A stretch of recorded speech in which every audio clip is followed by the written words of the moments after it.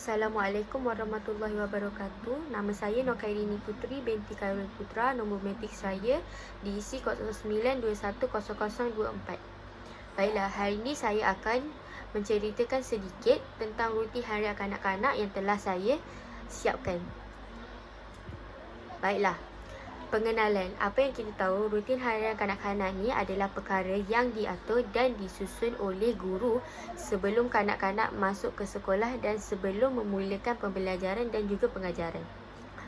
Baiklah, kita akan mulakan dengan penghantaran dan kepulangan kanak-kanak. Tentang penghantaran kanak-kanak ke sekolah, ibu bapa perlulah menghantar kanak-kanak di hadapan pintu masuk dan disambut oleh guru.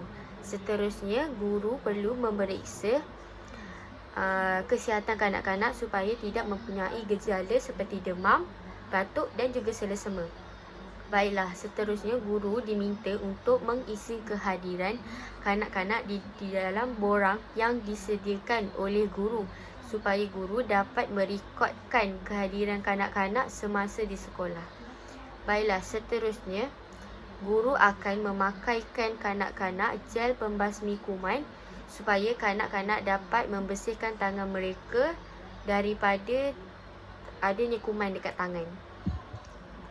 Baiklah, prosedur dia adalah ibu bapa perlu menghantar anak-anak ke sekolah mengikut masa yang ditetapkan oleh sekolah.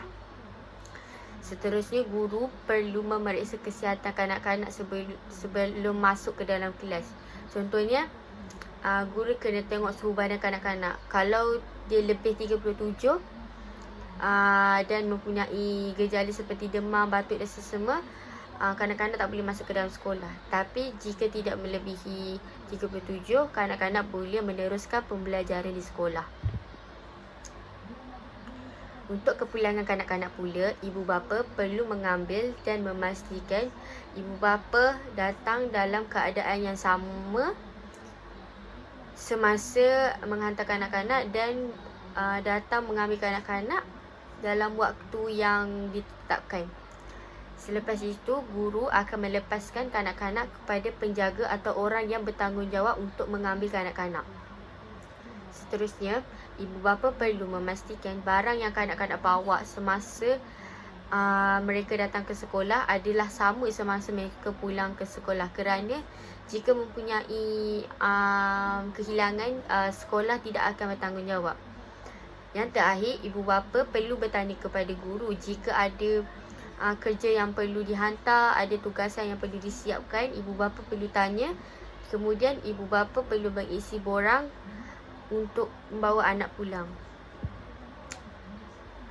Baiklah, seterusnya dandanan kanak-kanak. Dandanan kanak-kanak ni dia adalah persiapan kanak-kanak semasa di sekolah dan semasa untuk ke sekolah. Baiklah, pemakaian ditadika. Pakaian kanak-kanak mestilah kemas dan sentiasa bersih. Kuku sentiasa pendek. Bagi pelajar perempuan, rambut mestilah diikat dengan kemas dan rapi. Bagi pelajar lelaki pula, mestilah diikat dengan kemas. Kemudian, kasut yang dipakai oleh pelajar mestilah bersih dan tidak kotor. Baiklah, penyediaan makanan pula. Penyediaan makanan semasa di sekolah, kanak-kanak perlu membasuh tangan sebelum dan selepas makan. Kemudian, mereka membaca doa sebelum makan dan juga selepas makan. Kanak-kanak tidak bermain semasa waktu makan, kemudian meletakkan bekas di dapur selepas selesai makan. Baiklah, kemudian aktiviti rutin harian kanak-kanak. Aktiviti rutin waktu pagi, kanak-kanak akan duduk di tempat masing-masing. Sambil tu, guru akan mengambil kehadiran sebelum memulakan pembelajaran. Kemudian kanak-kanak perlu membaca doa sebelum memulakan pembelajaran dan guru akan bertanya keadaan pelajar sebelum memulakan pembelajaran supaya mereka tidak bosan. Contohnya macam guru boleh melakukan seindaksi seperti menyanyi, menari dan juga membuat senam aerobik sebelum memulakan pembelajaran. Baiklah, pada waktu rehat pula, kanak-kanak diberi peluang untuk beriadah di kawasan sekolah supaya mereka dapat mengisi masa lapang mereka dengan aktiviti yang berfaedah. Baiklah, seterusnya, selepas beriadah, kanak-kanak perlu membasuh tangan dan duduk di tempat masing-masing bagi memulakan pembelajaran seterusnya. Kemudian, kanak-kanak akan makan bersama dengan rakan sekelas semasa waktu rehat dan juga bermain seterusnya berehat. Baiklah, pada waktu pulang pula, kanak-kanak perlu menghantar tugas yang diberikan oleh guru semasa di dalam kelas.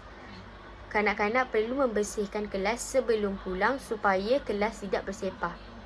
Seterusnya, kanak-kanak perlu mengemas barang-barang mereka ke dalam beg masing-masing supaya tidak tertinggal di sekolah.